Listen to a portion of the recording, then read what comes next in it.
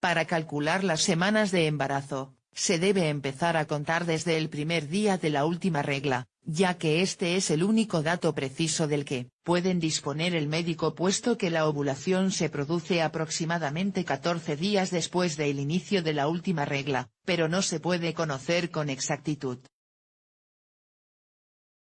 Por esta razón, las semanas de gestación no suelen coincidir con las del embarazo, y suele haber un desfase de 2 semanas, o, lo que es lo mismo, a un embarazo de 8 semanas, por ejemplo, le suele corresponder un embrión de 6 semanas. Las semanas de embarazo también hay que calcularlas en meses, y saber que hay 3 fases fundamentales en el embarazo: el primer, el segundo y el tercer trimestre. En cualquier caso, las ecografías en el primer trimestre del embarazo son la forma más precisa de saber de cuánto estamos embarazadas realmente, por la medida del embrión, así como el número de bebés que estamos esperando.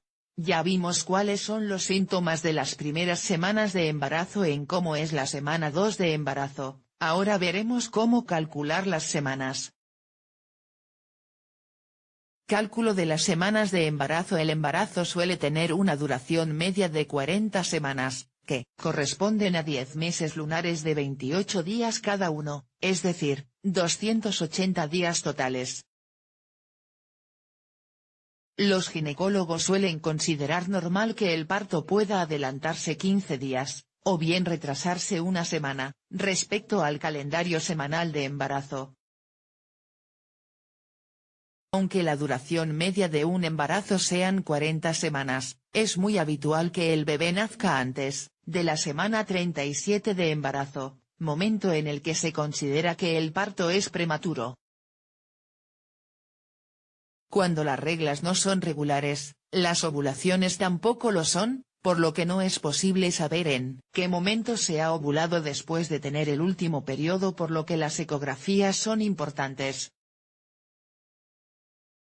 ¿Cuándo se realizan las primeras ecografías? La primera ecografía se realizará durante la semana 11-12 de gestación, y se la conoce como la ecografía del primer trimestre. En esta primera ecografía se hará una medición del embrión, con el objetivo de conocer las semanas reales de embarazo. El dato que se obtenga de la ecografía cuando se hace la medición del feto es el exacto, y el que hay que tener en cuenta para conocer las semanas de embarazo, aunque en la mayoría de los casos ambos datos coinciden. Algunos ginecólogos, teniendo en cuenta este dato, varían la fecha prevista o probable de parto teniendo en cuenta las medidas que observan en la ecografía. A medida que el embrión va creciendo, el ginecólogo irá situando la fecha probable de parto entre una semana y las 2 siguientes, salvo que éste se adelante. El calendario del embarazo. Según las semanas de embarazo. Científicamente, el embarazo es el periodo que transcurre desde la implantación del óvulo fecundado en el útero, hasta el momento del parto. Un embarazo medio durará 280 días.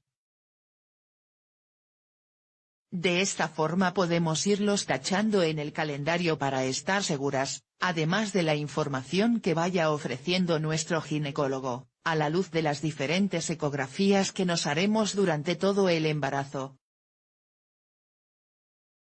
Si estamos pensando en quedarnos embarazadas y no somos demasiado regulares, lo más aconsejable es empezar a apuntar cada mes en el calendario el primer día de la menstruación, para luego poder hacer un cálculo más aproximado con la calculadora de embarazo por semanas, ya que los embarazos siempre se cuentan en semanas de gestación, en lugar de en meses, aunque la gestación aproximada en términos normales sea de 9 meses.